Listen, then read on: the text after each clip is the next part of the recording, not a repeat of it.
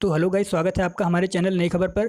दोस्तों, भारत के महान वैज्ञानिक संजीव कुमार जी ने आज कोरोना के विषय पर कुछ बहुत महत्वपूर्ण बातें बताई हैं। इस वीडियो को देखने के बाद आपके मन में कोरोना को लेकर सारी प्रकार की शंकाएं खत्म हो जाएंगी, जैसे कि ये वायरस कब तक चलेगा और कब तक ख़त्म होगा कि नहीं होगा, इसकी दवाई क्या है, क्या इसका इलाज हम घर पे कर सकते हैं, अगर इसका इलाज हम घर पे कर सकते हैं तो किन किन दवाइयों के साथ में कर सकते हैं। आपको इस वीडियो को देखने के बाद सभी प्रकार की चीज़ें प्राप्त हो जाएंगी, सभी प्रकार की शंकाएं नष्ट हो जाएंगी। तो चलिए गाइस, वीडियो शुरू करते हैं। आज अगर लोगों के घर में कुछ लोग पॉजिटिव पेशेंट्स आ गए हैं और उनको डर लग रहा है कि हम घर में कैसे इलाज करेंगे या हॉस्पिटल जाके एडमिट करें और हॉस्पिटल में बेड नहीं मिल रहे हैं, तो घर में इन लोगों का कैसे केयर करना है और कैसे इंतजाम करना है, मैं आपको 2 मिनट में दिखाऊंगा। हम अपने घर में 3 सेक्शन बनाएंगे। ये है हमारे घर का पहला सेक्शन। पहले सेक्शन में वो लोग रहेंगे जिन लोगों को कोई बुखार, जुकाम या कोरोना के फीचर्स नहीं है। जाकर के सब लोग टेस्टें कराने का कोई बेनिफिट नहीं है। जो लोग इन्फेक्टेड नहीं है, जिनको बुखार नहीं आ रहा, उनको सिर्फ 2-3 चीजों की जरूरत है। रोज अपना टेम्परेचर चेक करिए, फ्रीक्वेंट हैंड वॉश करिए, अगर घर में दूसरे से इंटरेक्ट कर रहे हैं तो फेस मास्क का यूज करिए और सोशल डिस्टेंसिंग, 1 हाथ की दूरी पे रहिए। इतने दूरी पे रहने पे कोरोना के फैलने का डर ऑलमोस्ट निल होता है। तो वो सब लोग, जो लोग ठीक हैं, जिन लोगों को फीवर नहीं आया है, वो लोग अपने घर के उस सेक्शन में रहेंगे जिस सेक्शन में दूसरे इन्फेक्टेड लोग नहीं है। जिनको फीवर आ गया है और जुकाम, बुखार, खांसी हो रही है, वो लोग घर के दूसरे सेक्शन में रहेंगे। और इन दूसरे सेक्शन के अंदर जो लोग नॉर्मल हैं, वो उनको डिस्पोजेबल्स में खाने का इंतजाम करेंगे। खाने में क्या खाएंगे? खाने में कोई भी वेजिटेरियन फूड, क्योंकि भूख कम हो जाती है, स्मेल कम हो जाती है, इसको आने में 1 महीना लगता है। इन लोगों को लिक्विड डाइट, सूप्स, जूस या ऐसी चीजें जो वो लोग खुद मांग रहे हो, सब अलाउड है। खाने में किसी चीज की मनाही नहीं है। आपको इसके अलावा क्या इलाज करना है? इन लोगों को बुखार हो सकता है। बुखार वाले लोगों को आपको बुखार की गोली सुबह, दोपहर, शाम देनी है। अगर बच्चे हैं तो यही गोली आधी हो जाएगी। अगर बिल्कुल खाना नहीं खा रहे तो ORS का सोल्यूशन देना है।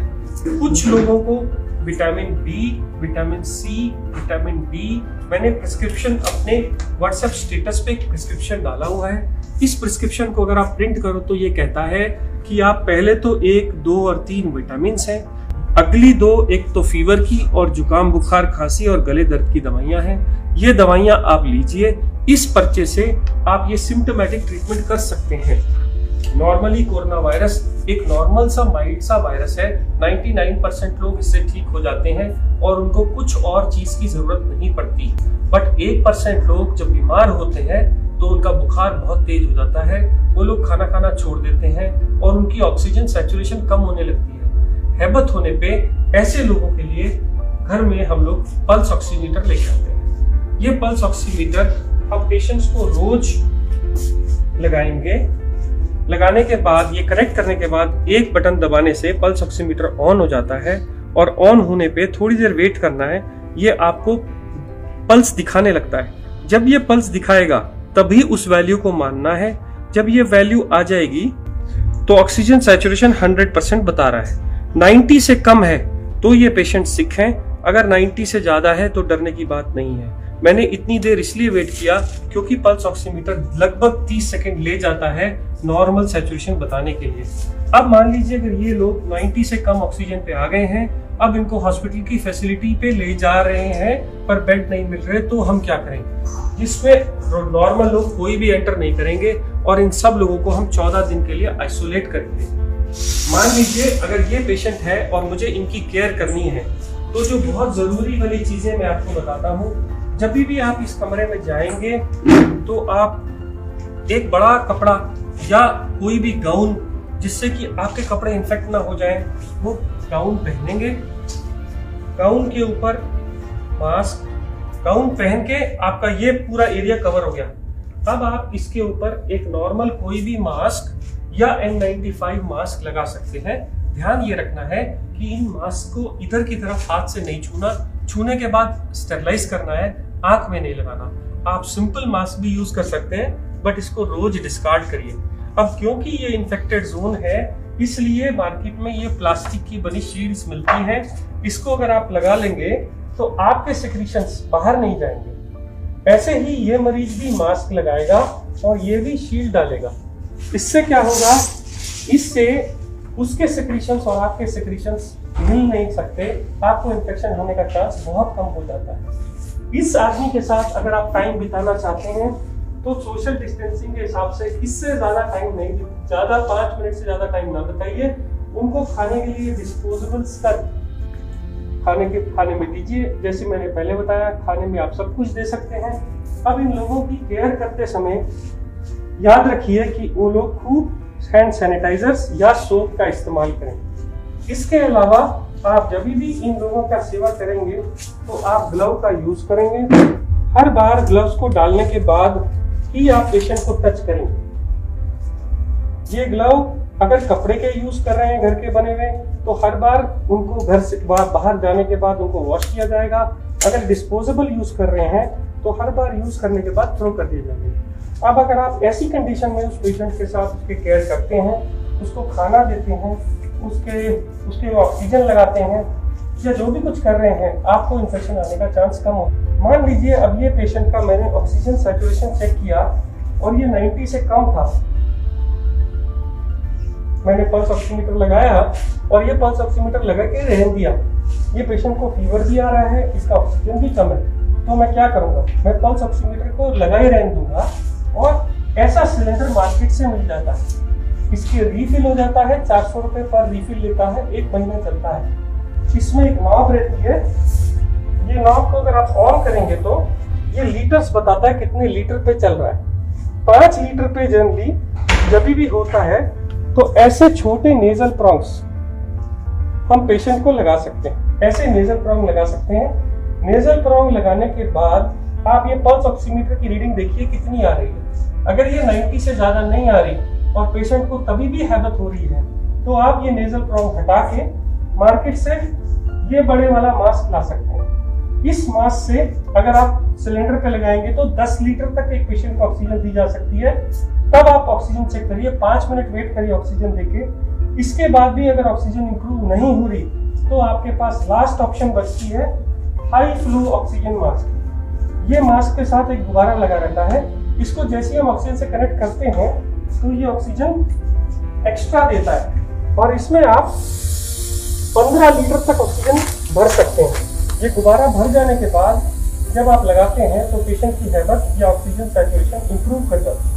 इसको लगाने के बाद आप सैचुरेशन को देखते जाइए, जब वो 90 से ऊपर हो जाए उसको ऐसे ही रहने दीजिए। दिन में ये लोग मास्क 3 से 4 घंटे लगा सकते हैं और जैसे अगर हैबत होने लगे तो छोटे मास्क पे आ सकते हैं। और अगर हो सके तो सोते वक्त बेड एंड को थोड़ा ऊंचा करके रखिए।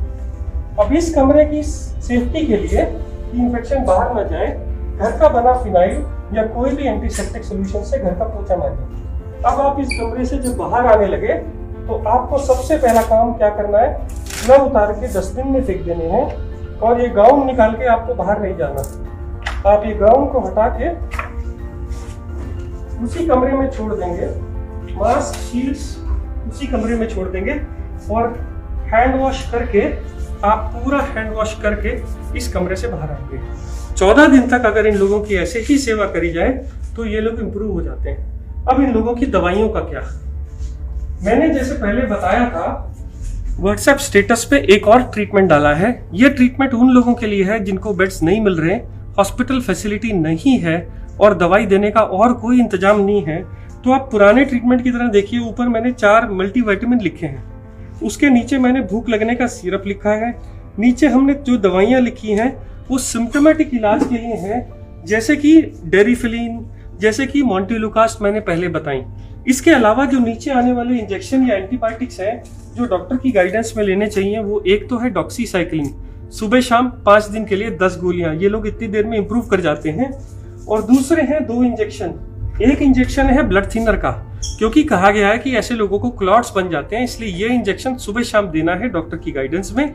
और एक स्टीरॉइड का इंजेक्शन 10 रुपए का डेक्सामेथासोन, जो दिन में 1 बार लगेगा सुबह। अगर ये इंजेक्शन आपके पास में आपके घर का डॉक्टर लगा देता है तो आपको हॉस्पिटल के खर्चे या हॉस्पिटल के बेड अगर नहीं अवेलेबल हैं तो भी आप इंतजाम कर सकते हैं। कुछ लोग बोलते हैं हमारे पास इंजेक्शन की कोई भी सहूलियत नहीं है, कोई भी डॉक्टर नहीं आ रहा है, तो मैंने एक ब्लड थिनर एपिक्साबैन और एक स्टेरॉइड ओरल मिथाइल प्रेडनिसोलोन भी रखा है। आप इसको भी प्रिस्क्रिप्शन के हिसाब से प्रिंट करके ले सकते हैं। इतना सेटअप अगर आपके घर में है तो ये आईसीयू का काम करेगा। मैं फिर बोल दूं, आपको sanitizer, face shield, face mask, bed जिसका बैक ऊंचा हो, 3 तरह के फेस मास्क, एक ऑक्सीजन सिलेंडर, घर में फिनाइल, एक कवर, बॉडी कवर जो सेवा कर रहे हैं, हर बार ग्लव्स का यूज करिए। ये एक आईसीयू सेटअप है, क्योंकि आज भी कोरोना की कोई स्पेसिफिक दवाई या वैक्सीन आनी है और इससे ज्यादा ट्रीटमेंट अभी भी आईसीयू में नहीं हो रहा है। बहुत ही एक्सेप्शनल कंडीशन में 2 और दवाइयां हैं जो बगैर आईसीयू सेटअप के नहीं दी जा सकती। ये 99% इलाज हर लोगों तक अगर पहुंच जाए तो वो लोग जिनको मेडिकल सेवा अभी भी उपलब्ध नहीं है, वो लोग अपनी सेवा या अपने घर वालों की सेवा कर सकते हैं। मैं doctor Sanjeev Kumar sunshine hospital से बोल रहा हूँ।